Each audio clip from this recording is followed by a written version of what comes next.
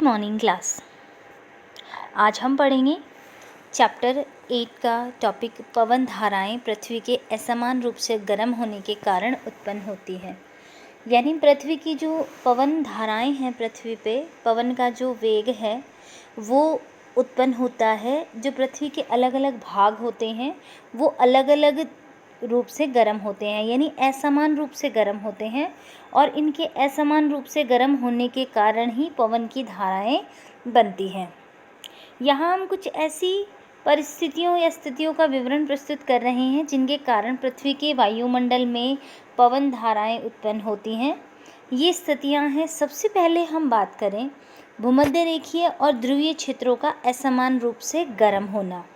अगर हम देखें, जैसे मान लीजिए ये पृथ्वी है और पृथ्वी के ये दोनों ध्रुव हैं, उत्तरी ध्रुव और नॉर्थ पोल और साउथ पोल, उत्तरी ध्रुव और दक्षिणी ध्रुव, ये दोनों ध्रुव हैं। ये इनके मध्य भूमध्य रेखा है, ठीक है। अगर हम माने ये दक्षिणी ध्रुव है और ये उत्तरी ध्रुव है और इनके बीच में भूमध्य रेखा है, तो जो सूर्य की किरणें होती हैं वो सबसे ज़्यादा भूमध्य रेखा पर गिरती हैं और सीधी किरणें गिरती हैं। तो जो भूमध्य रेखा होती है उस पर सूर्य की किरणें सीधी गिरती हैं और इसीलिए यहाँ पर तापमान होता है बहुत ज़्यादा। और जो ध्रुव होते हैं दोनों, इन दोनों ध्रुवों पर तापमान होता है बहुत कम। हम कह सकते हैं कि माइनस में। यहाँ पे दोनों ध्रुव पर बर्फ़ जमी रहती है, जबकि भूमध्य रेखा के आसपास के जो क्षेत्र होते हैं वहाँ पर गर्मी पड़ती है। तो इस तरह से पृथ्वी के जो दोनों भाग, हमने बात की भूमध्य रेखा की और ध्रुवों की, यहाँ पे तापमान में बहुत अंतर होता है। यानी जो ध्रुवीय भाग होते हैं वो बहुत ठंडे होते हैं और भूमध्य रेखा के आसपास का जो भाग होता है वो बहुत ही गर्म होता है। और असमान तापमान होने के कारण जो है पवन की धाराएं बनती हैं। यह संभवतः आपने जो भूगोल है उसमें पढ़ा होगा। भूमध्य रेखा के आसपास के क्षेत्रों को सूर्य की अधिक ऊष्मा मिलती है, इसीलिए भूमध्य रेखा के आसपास के जो क्षेत्र होते हैं वो बहुत ज़्यादा गर्म होते हैं। इससे इन क्षेत्रों में पृथ्वी की सतह के निकट की वायु गर्म हो जाती है और गर्म वायु ऊपर उठती है और ठंडी वायु भूमध्य रेखा के दोनों ओर स्थित 0 से 30 डिग्री अक्षांश की पट्टी के क्षेत्रों से भूमध्य रेखा की ओर गतिशील हो जाती है। इस तरह से जो उत्पन्न पवन धाराएं हैं ये जो होती हैं उत्तर और दक्षिण से भूमध्य रेखा की ओर आती हैं। अब देखिए, अगर हम बात करें, मान लीजिए ये दो पृथ्वी है और ये भूमध्य रेखा है और ये दोनों ध्रुव हैं, तो होगा क्या कि जो सूर्य का जो तापमान है, सूर्य का जो प्रकाश है या इसकी ऊष्मा है भूमध्य रेखा पर सबसे ज़्यादा गिरती है, या हम कहते हैं सूर्य की किरणें भूमध्य रेखा पर सीधी गिरती हैं। तो जो भूमध्य रेखा है इसके आसपास की वायु है, तापमान ज़्यादा होने के कारण इसके आसपास की जो जलवायु है वो जल्दी गर्म होती है और गर्म होकर ऊपर की तरफ उठती है। अब यहाँ पर वायुदाब हो जाता है कम, और जो दोनों ध्रुव हैं इनके आसपास तापमान होता है, वायुदाब होता है ज़्यादा। तो भूमध्य रेखा जो है, भूमध्य रेखा के आसपास की जलवायु गर्म होकर ऊपर उठती है और उसका स्थान लेने के लिए दोनों ध्रुवों से जो वायु है उसका प्रवाह होता है भूमध्य रेखा की ओर। तो इस तरह से जो है वायु की गति होती है दोनों ध्रुवों से भूमध्य रेखा की ओर। अब देखिए, इसमें ध्रुवों पर वायु पृथ्वी के लगभग 60 डिग्री अक्षांश तक के क्षेत्रों की वायु से अधिक ठंडी होती है।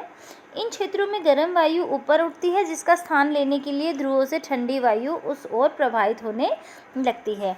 बहुत सिंपल सा सीधा सा क्वेश्चन है कि अगर हम बात करें, वायु जो होती है गर्म होती है और गर्म होकर हल्की हो जाती है, हल्की होने से वो ऊपर की ओर उठ जाती है।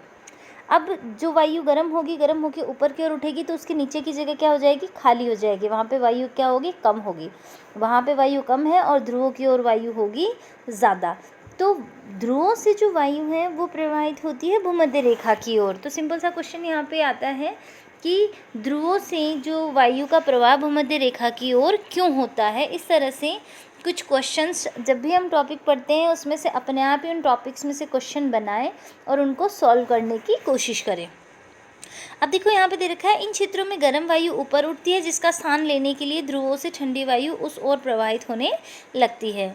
इस प्रकार वायु का प्रवाह ध्रुवों से अपेक्षाकृत अधिक गर्म क्षेत्रों की ओर होता है। ध्रुव पर वायु होती है ठंडी, इसीलिए वो नीचे की तरफ अधिक रहती है, या हम कहते हैं वायुदाब ज़्यादा रहता है। भूमध्य रेखा की ओर क्या होता है, भूमध्य रेखा पे तापमान होता है ज़्यादा, क्योंकि सूर्य की किरणें सीधी यहाँ पे गिरती हैं। तो होता क्या है, यहाँ तापमान ज़्यादा होने के कारण वायु गर्म होती है और गर्म होकर ऊपर की ओर उठती है, और ध्रुवों की जो वायु है वो इस कम वायु दाब वाले स्थान लेने के लिए ये क्या करती है, ध्रुवों से भूमध्य रेखा की ओर आती है। अब देखिए इसमें इस प्रकार वायु का प्रवाह ध्रुवों से अपेक्षाकृत अधिक गर्म क्षेत्रों की ओर होता है, जैसा कि डायग्राम में दिखा रखा है। इसी प्रकार हम समझ सकते हैं कि 30 डिग्री तथा 60 डिग्री अक्षांश के क्षेत्रों में असमान रूप से गर्म होने के कारण पवन का प्रवाह 30 डिग्री अक्षांश से 60 डिग्री अक्षांश की ओर होता है। अब देखो यहाँ पे एक जो पहेली है वो छोटा सा क्वेश्चन पूछना चाह रही है। मैं ये समझ नहीं पा रही हूँ कि चित्र में दिखाई गई पवन की दिशा ठीक उत्तर दक्षिण दिशा क्यों नहीं होती। देखो पवन के प्रवाह की दिशा उत्तर दक्षिण दिशा में उत्तर से दक्षिण की ओर अथवा दक्षिण से उत्तर की ओर होती है। दिशा में ये जो परिवर्तन होता है, ये परिवर्तन होता है पृथ्वी के घूर्णन के कारण, यानी उत्तर से दक्षिण और दक्षिण से उत्तर की ओर होता है। और ये जो परिवर्तन होता है ये किस कारण होता है, ये परिवर्तन होता है पृथ्वी जो घूमती रहती है, इसका घूर्णन होता रहता है, इसके कारण। अब देखिए आज का जो हमारा टॉपिक है ये कंप्लीट होता है, और आज के लिए जो आपका क्वेश्चन है वो क्वेश्चन नंबर 1 आपका है, भूमध्य रेखीय और ध्रुवीय क्षेत्रों में असमान तापमान होने का कारण क्या है। यानी ध्रुवीय क्षेत्रों में और जो भूमध्य रेखीय क्षेत्र, भूमध्य रेखा होती है, इसके आसपास तापमान ज़्यादा होता है, ध्रुव पे तापमान होता है कम। इसका कारण क्या है, आपको कारण बताना है। क्वेश्चन नंबर 2 आपका है, वायु का प्रवाह ध्रुवों से भूमध्य रेखा की ओर क्यों होता है। तो आपको ये जो 2 क्वेश्चन हैं ये कंप्लीट करने हैं।